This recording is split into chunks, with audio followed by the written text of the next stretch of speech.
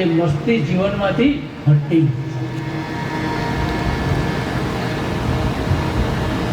એટલે શ્રીમદ પછી ભાગવત વચ્ચે કોઈથી બોલાય નહીં એવું શાસ્ત્ર. નારદ પદ્ધતિ એટલે શાસ્ત્રીજી જે બોલાવે અથવા પૂછે એનો જવાબ સવાલ પૂછાય તો ડાયરેક્ટ નહીં ચાલે, વાયર લગાવવા પડે એટલે બેઠક રહે. બધા પાસ જ છે 5 તારીખે. એમ તો અહીંયા 4 માંથી 2 જાય તો શૂન્ય. અહીંયા 4 માંથી 2 જાય તો શૂન્ય. હવે આપણે 4 શબ્દ પકડીએ છીએ ભાગવત. તો ભાગવત માંથી પહેલો અક્ષર લેવાનો ભા અને છેલ્લો અક્ષર લેવાનો ત. એટલે ભા અને ત આ 2 શબ્દો જોઈન કરીએ તો શું થાય? ભા. સ્ટેટસ.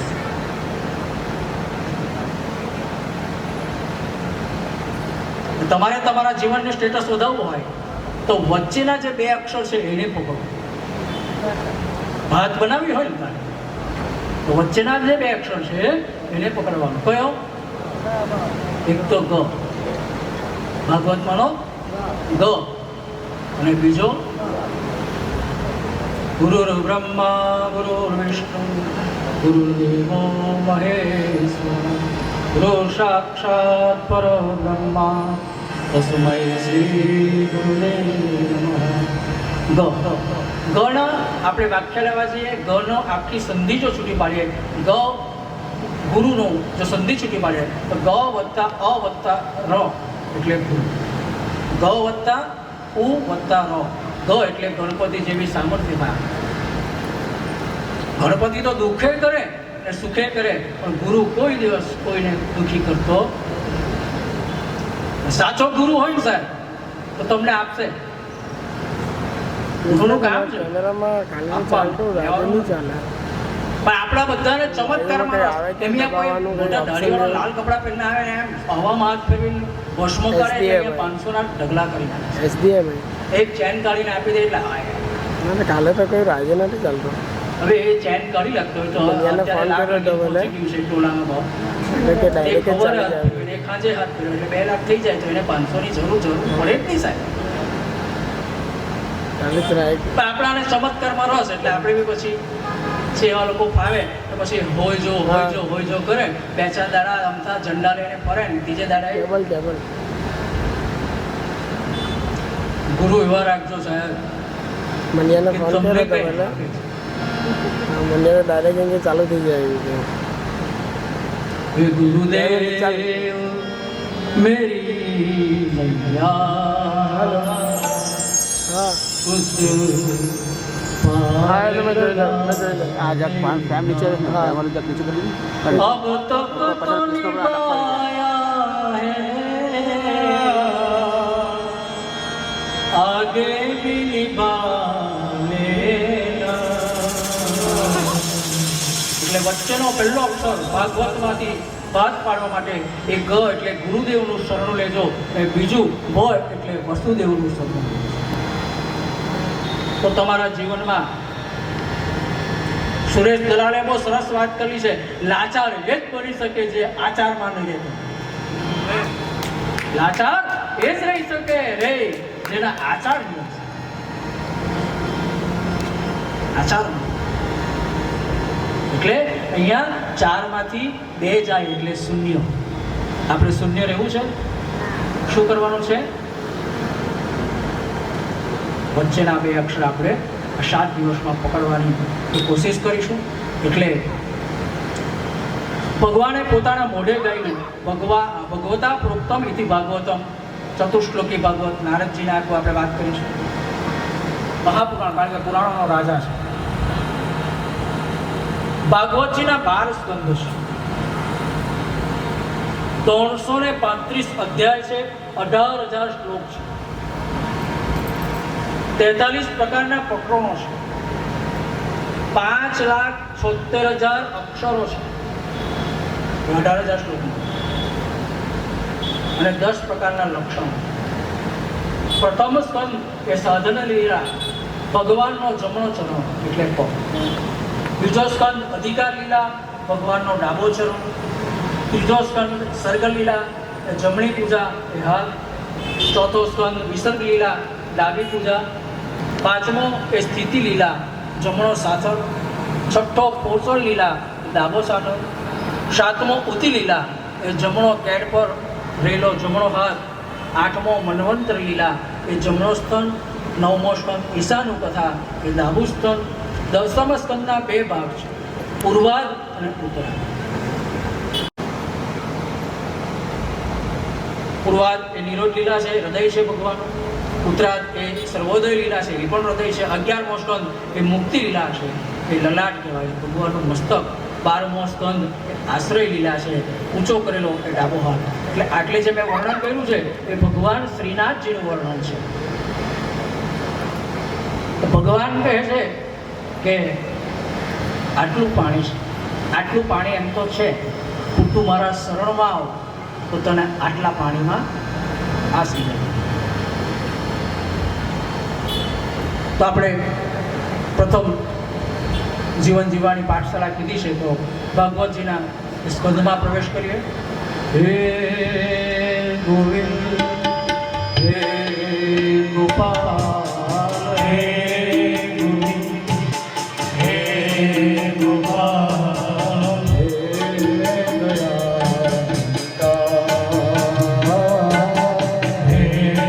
દયાળુ હે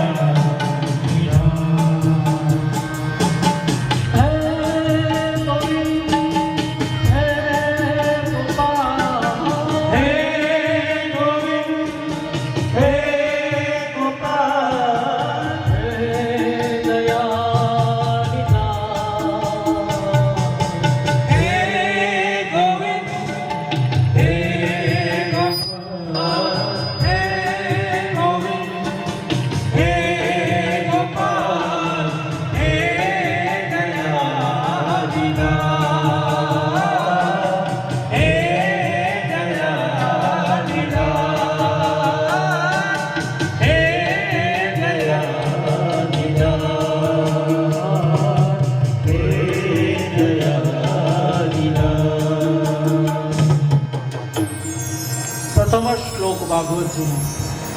સચ્ચિદાનંદ રૂપાય પુષ્પોત્પત્યાદિહેતવે તાપત્રય વિનાશાય શ્રી કૃષ્ણાય વયં નમઃ. અહીંયા ભગવાનનો સ્વભાવ પરિચય છે, આ શ્લોકમાં ભગવાનનું સ્વરૂપ પરિચય છે અને ભગવાનનો કાર્ય. પહેલો શ્લોક છે સચ્ચિદાનંદ.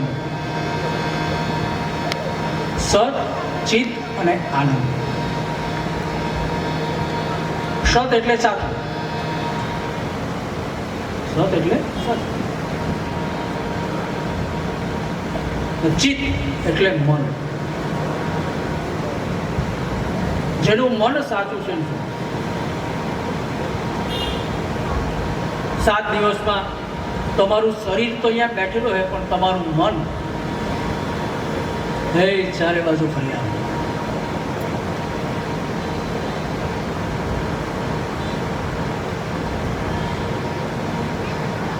ભગવાનની કથા આવી છે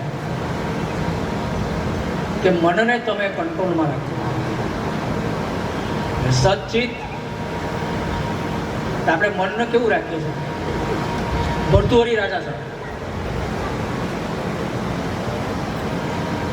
કાશીનો નરેશ ચક્રવર્તી રાજા, કારણોસર એનું રાજપાટ જતી રહ્યું. પણ એક વખત મજૂરી કરીને બેઠા હતા ગંગાના કિનારે, એનું મન સામે એક કંદઈ જલેબી તરતો.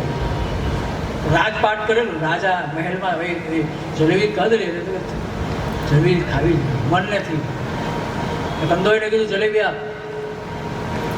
તું કોણ? રોકે નહીં યાર, ભર્તુહરી રાજા. રાજા હતો, હવે નથી. એટલે કે જલેબી જોઈ તો પૈસા લઈ આવ. રાજાએ પોતાના મનને બનાવવા આખો દિવસ મહેનત કરી. એટલે બોલે પૈસા લે. બોલે જલેબી લાવ.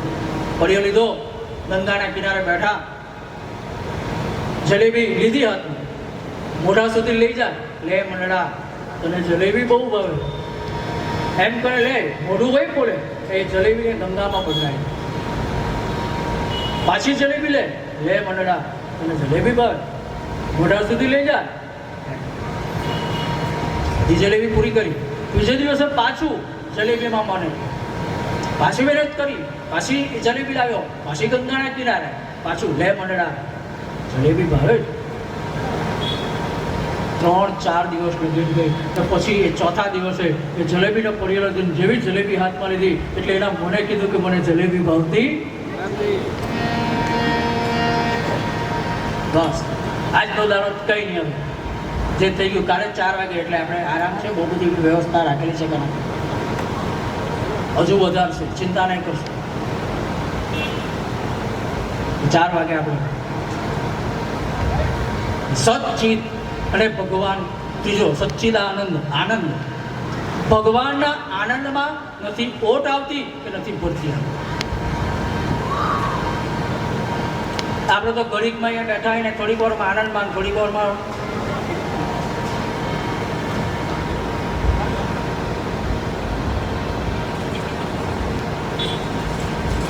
રાઘવ આવતીકાલે તમારો રાજ્યાભિષેક છે, તમે કાલે અયોધ્યાના રાજા બનવાના. સાહેબ તારે પણ રામજીને એટલો જ આનંદ. અને સવાર થતાની સાથે જ એવા સમાચાર મળ્યા કે તમારે વલ્કલ વસ્ત્ર ધારણ કરીને એ 14 વર્ષ વનમાં જવાનું. ત્યારે પણ ભગવાનનો આનંદ.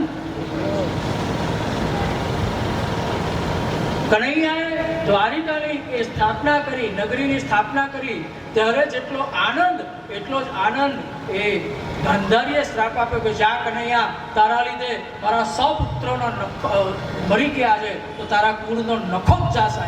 ત્યારે પણ એને એટલો જ આનંદ. એ ભગવાનના આનંદમાં ઓટ કે ભરતી આવતી નથી, એટલે સચ્ચિદાનંદ. પછી બીજો શબ્દ વિશ્વોત્પત્યાદિ હેતુ.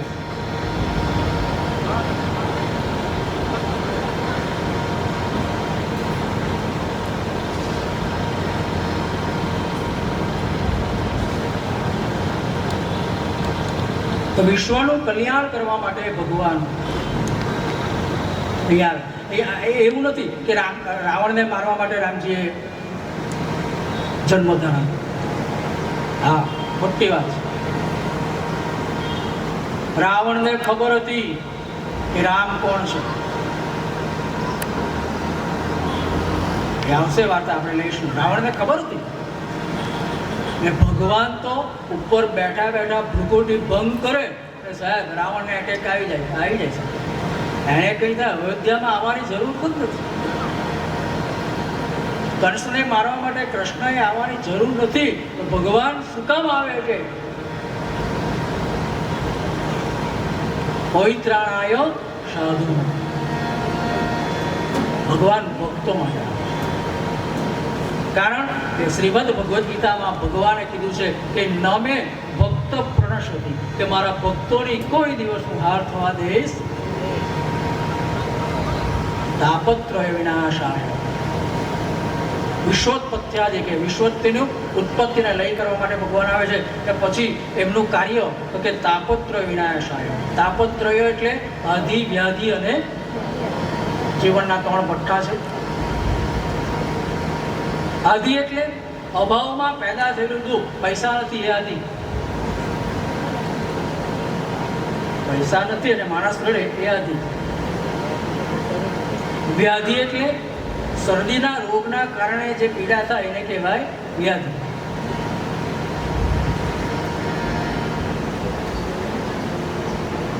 અને સ્વભાવના કારણે જે દુઃખ પેદા થાય એને કહેવાય ઉપાધિ. આપણે ના પડે તું વચ્ચે બોલીશ ના, એ બધા હિટ થઈ જાય. આપણાને હું એકલા પડે તત્છતાં એ વચ્ચે બોલે અને પછી નામ આવે એને કહેવાય.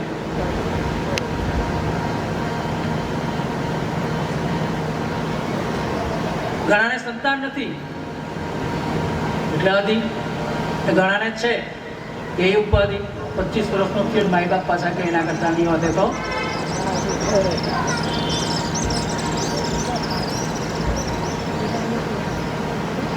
અને છેલ્લો શબ્દ છે શ્રી કૃષ્ણાય વયમ નમઃ. શ્રી એટલે રાધા. કૃષ્ણ ભક્તિ તરફ અવિરત વહેતી ધારા. કૃષ્ણ ભક્તિ તરફ અવિરત વહેતી ધારા એ રાધા. વ્યાસજી જો કે રાધા રહી જવાની, એકલા કૃષ્ણને નહીં, રાધા કૃષ્ણને. વયમ એટલે અમે બધા, નમઃ એટલે નમીએ છીએ. સચ્ચિદાનંદ રૂપાય વિશ્વોત્પત્યાદિને તાપત્રય વિનાશાય શ્રી કૃષ્ણાય વયમ. નમસ્કાર એટલે નમક હલાલી કરવાની વાત. પ્રાર્થના એટલે ભાવ દ્વારા બોલાતા મનની વાણી. વ્યાસજીએ પ્રથમ કૃષ્ણને વંદન કર્યા, વ્યાસજીને કૃષ્ણ ભગવાનને વંદન, અને વ્યાસજી આપણાને એ ભાગવતજીમાં નૈમિષ સારણીમાં લઈ જાય છે. નૈમિષે સુતમાસિતં અભિવાદ્યા મહામતિં કથામૃત રસસ્વાદ કુશલો શૌનકા વિક્ર. નૈમિષ સારણીઓ એ માત્ર ભૂમિ નથી, પણ શ્રોતા અને વક્તાની ભૂમિકા છે, જમીન છે. નરણ્ય ઇતિ અરણ્ય.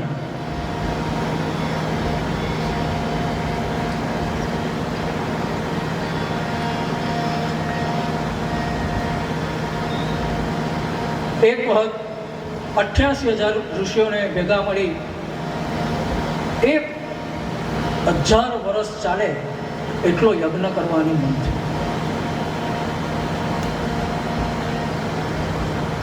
આ યજ્ઞનો પ્રારંભ જ્યાં પણ કરે એટલે એ રાક્ષસો આવીને યજ્ઞનો વિધ્વંસ કરે.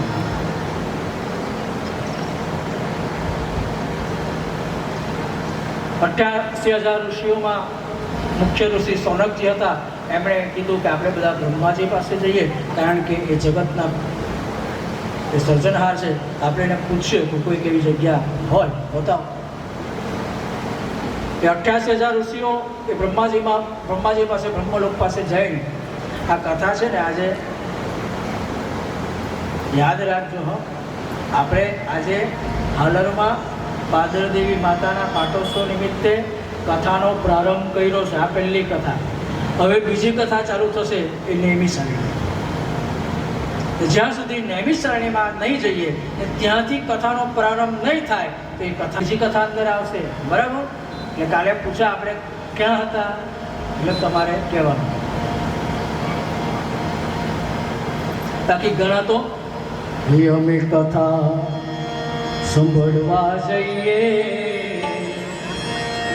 કથામાં હોય અમે કથા સાંભળવા જઈએ, મળે નાનપણ કઈ નાવ લઈએ.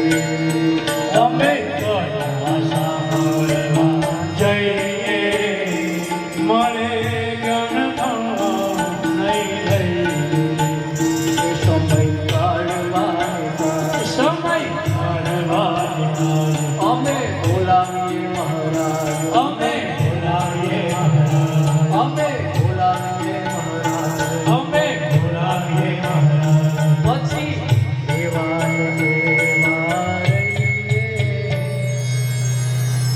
એવું નથી હે તમારે છે ને મારે શું આ પહેલો દિવસ બહુ અમારા માટે ટફ. રમેશભાઈનો નહીં, અમે કેટલો મોટા કથા કરે પહેલા દિવસે તો એના વર્ષોવા છૂટી જાય. બેસતું વર્ષ હોય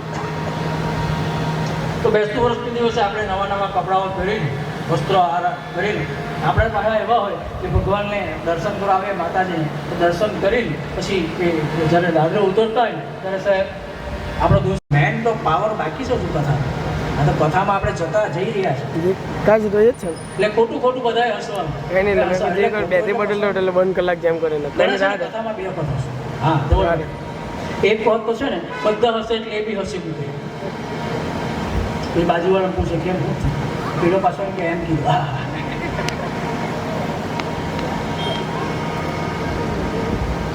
બ્રહ્માજી પાસે ગયા. બ્રહ્માજીને કીધું કે તમે અમને એવી સુરક્ષિત જગ્યા બતાવો કે જ્યાં અમે આવા સત્રો યજ્ઞો પ્રવચનો કથાઓ કરી શકીએ, ભગવાનનું ભગવદ્ ગીતા ગાઈ શકીએ. બ્રહ્માજીએ કીધું કે હું મારા મનોમય ચક્રને છોડું છું. એ ચક્ર નિમેષ માત્રે જ્યાં સ્થિર થાય ને જમીનમાં જતું રહે એ જગ્યા તમારે સમજવાની કે સ્થિર છે. બ્રહ્માંડમાંથી એ મનોમય ચક્ર બ્રહ્માજીનું નીકળ્યું છે પૃથ્વીલોક પર, અને પૃથ્વીલોકમાં આપણા ભારત વર્ષમાં ઉત્તર પ્રદેશની એ ધરતી ઉપર કાનપુર અને લખનૌના ત્રિકોણ ઉપર એ મનોમય ચક્ર એ ત્યાં સ્થિર થયું નિમેષ માત્ર, એટલે ઘડીના 6ઠ્ઠા ભાગમાં. અને જ્યાં એ ચક્ર સ્થિર થઈ ગયું એ જગ્યા પર બ્રહ્માજી કીધું હવે તમે અહીંયા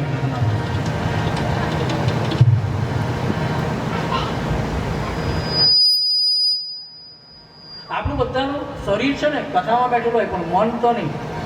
મેં જોયું છે.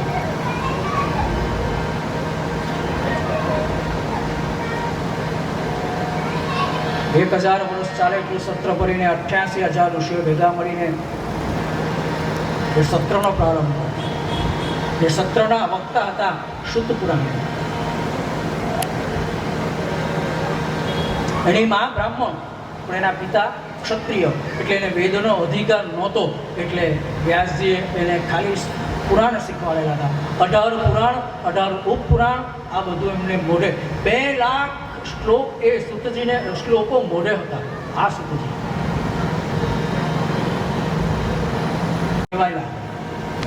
કાનની દવા એટલે એ સોનક વગેરે ઋષિઓને ભગવાનની કથા સાંભળવા માટેના આતુર હતા. એટલે કાનની દવા આપો કે તમે એવી કોઈ કથા કરો જેથી હમણાં અમારા એ કાનોને સાંભળે. તેના અંતર્ગત સનત કુમારો બ્રહ્માજીના 4 માનસ પુત્રો સનત, સનંદન, સનાતન અને સત્ય ભગવાનના દર્શન કરીને આવી રહ્યા હતા. અને નારદજી ઉતાવળમાં જતા એકદાને વૈશાલાયામ ચતવાર ઋષિઓ સત્સંગાર્થ શમાયાત્રા તતસ્તો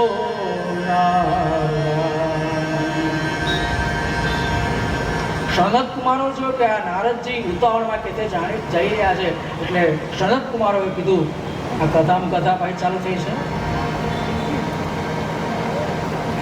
ઉભા રહ્યું નારદજી, આ ઉતાવળમાં ક્યાં જઈ રહ્યા છે? એટલે નારદજીએ કીધું કે હું એક વખત ફરતો નીકળ્યો હતો, ત્યાં મને એક સ્ત્રી એના યુવન અવસ્થામાંના 2 બાળકો જ્ઞાન અને વૈરાગ્ય એ બેને લઈને, જે સ્ત્રી હતું એનું નામ ભક્તિ, એને મને બૂમ પાડ્યું બોબો સાધુ ક્ષણકૃષ્ણ. સાધુ આ જગતમાં સાધુ એટલે સાધુનું વ્યાખ્યા જો જોવા જાય તો બધાને લઈને એ વેચીને આપે એનું નામ સાધુ છે. બધાને જે વેચીને આપે સાધુ. અત્યારે કલયુગમાં બદલાઈ ગયું, જેણે બધાનું ખાધું એનું નામ સાધુ. સંસારનો ત્યાગ કરીને બેઠેલા એ સાહેબ ભગવા ધારણ કરીને બેઠેલા એની 10,000 કરોડની પ્રોપર્ટી ક્યાંથી આવી ને એને શું કામ? ચેતનવંતા સદાથી એટલે સનત કુમારોએ કીધું કે તમે એને ભગવત હા નહીં મેં છે ને ઓર્ડર પણ છે પાર્લરમાં આનંદધામ રામકથા ચાલે ને કે જ્ઞાન અને વૈરાગ્યને ઓર્ડર પણ છે જાગૃત કરવા માટે. કાલે બપોર લીગીનમાં આવા ચાલે કે હા ને હું ફોન કરા મતલબ હા જ્ઞાન ને વૈરાગ્યને ચેતન કરવા માટે આનંદધામમાં સનત કુમારો કથા કરે છે. નારદજી વગેરે ભક્તિ મહારાણી સાથે જ્ઞાન અને વૈરાગ્ય વગેરે કથા સમજતા હતા. અને તે સમયે ભગવાને નારદજીને કીધું કે ભગવાન આપનું કોઈ કાર્ડ હોય તો અમને આપજો. એ ભગવાને કીધું નાહમ વૈશા નાહમ વસામે વૈકુંઠે નાયો વિનાનરૈવ ચ. ભગવાને કાળમાં લખેલું છે વિનાહમ વસામિ વૈકુંઠે નાયો વિનાનરૈવ ચ. મદ્ભક્તા યદ ગાયન્તિ તત્ ગચ્છામિ નારદ. વૈકુંઠમાં નથી રહેતો તો બોલે કે યોગીના હૃદયમાં પણ નથી રહેતો તો મદ ભક્તા એટલે મારા ભક્તો યદ ગાયંતી એ બધા ભેગા થઈને કથા કરે તત્તિષ્ઠામિ નારદ. નારદ એના અંતર્ગત સુતજી એ કથાનું મંગલાચરણ કરે છે અને મંગલાચરણ 3 વખત ભાગવતજીમાં બતાવ્યું છે. એક તો પ્રારંભમાં, બીજું મધ્યમાં અને ત્રીજું ગ્રંથ પૂરો થાય ત્યારે. પ્રારંભમાં વ્યાસજી મંગલાચરણ કરે છે, એના 6 અધ્યાય છે. મધ્યમાં શુકદેવ અવધૂત મંગલાચરણ કરે છે અને અંતમાં શુક્તજી પાછું એ મંગલાચરણ કરે છે. તો એ મંગલાચરણના અંતર્ગત આપણે કથા ચાલુ કરી હતી. અહીંયા હાલરમાં હાલરની કથાના અંતર્ગત નૈમિષારણ્યમાં કથા ચાલુ થાય છે. શૌનક વગેરે ઋષિઓ કથા સાંભળે છે. સાંભળજો, કાલે પૂછીશું. એ શૌનક વગેરે ઋષિઓ કથા સાંભળે છે અને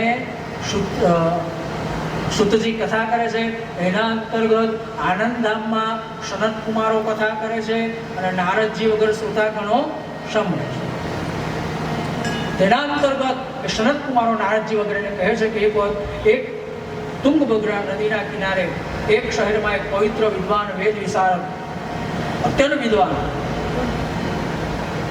આત્માદેવ નામનો બ્રાહ્મણ. આ મંગલાચરણની મહત્વની કથા છે. આ સાંભળો.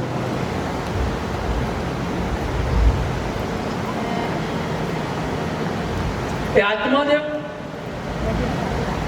નિસ્વાર્થ ભાવે કર્મકાંડ કરે.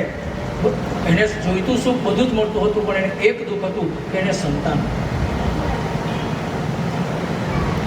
બધી રીતે એ બધી ક્રિયાઓ કરી પણ એને સંતાન ન થાય. એટલે એને થયું કે સંતાન વગર મારું પિંડદાન કોણ કરશે. હરિવંશ પુરાણમાં એક શ્લોક લખેલો છે તિલકમ વિપ્રહસ્તેન માતૃહસ્તેન ભોજનમ પિંડમ પુત્રહસ્તેન બ્રાહ્મણો તમને તિલક કરે એટલે સાહેબ એને કઈ મંત્ર ભણવાની જરૂર નહીં. સાહેબ તિલક કરે એટલે જ આશીર્વાદ.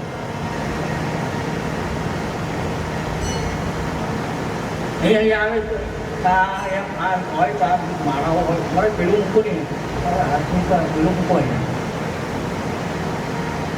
એટલે આવા જ નહીં. મોટી ચાલવા જ નહીં, અહીંયા કોઈ આવવાનું. તિલકમ વિપ્રહસ્તેન માતૃહસ્તેન ભોજન. માં જે રસોઈ બનાવી પોતાની પત્ની બનાવી શકતી. પોતાની પત્ની મસાલો તો નાખે, બધી જાતની વાનગીઓ નાખે જ, ઉડોલીકમાંથી લાવીને બધું જ નાખે સાહેબ. માં મસાલાની સાથે પોતાનો પ્રેમ બી નાખે છે, એટલે માતૃહસ્તેન ભોજન. પિંડ પુત્ર હસ્તેન. પિંડ જ્યાં સુધી પોતાના પિતાના પિંડ પુત્ર નહીં મૂકે ત્યાં સુધી એ પિતાની ગતિ થતી નથી. દેહીમેવ દુઃસુદનમ.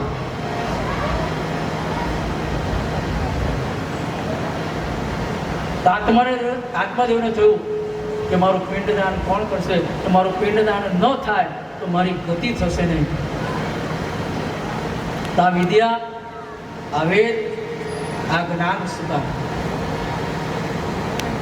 થયું કે એના કરતાં હું મૃત્યુને વાલું કરું. એટલે આત્મદેવ બ્રાહ્મણ આત્મહત્યા કરવાની. રસ્તામાં એક સંત બોલે, બોલે ક્યાં જાઓ? બોલે કે આત્મહત્યા. બોલે કેમ? ખબર નથી આત્મહત્યા પાપ છે.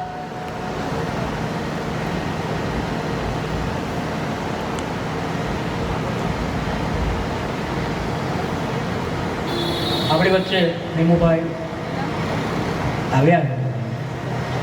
વાસીનભાઈ હા જય જય રાધા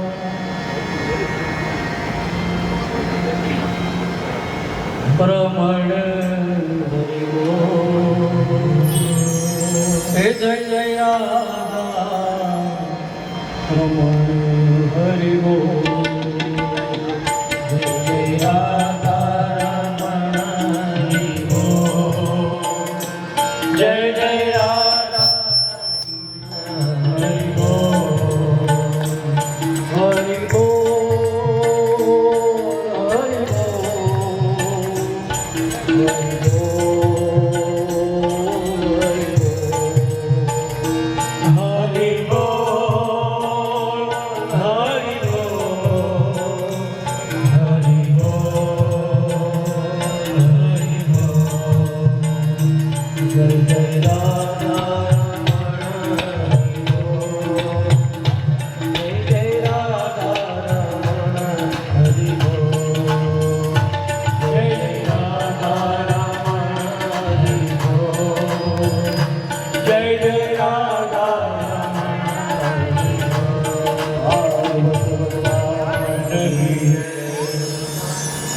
આત્મદેવ આત્મહત્યા કરવા નીકળે છે. સંતે કીધું કે આત્મહત્યા પાપ. મને ખબર નથી. બોલે તને શું દુઃખ છે? આત્મદેવે કીધું કે વેડમાંથી બ્રાહ્મણ છું, તો મને એક દુઃખ છે કે મને સંતાન નથી. સંતાન ન થાય તો મારું મૃત્યુ થાય, તો મારી પછાડી મારું પિંડદાન કોણ કરે?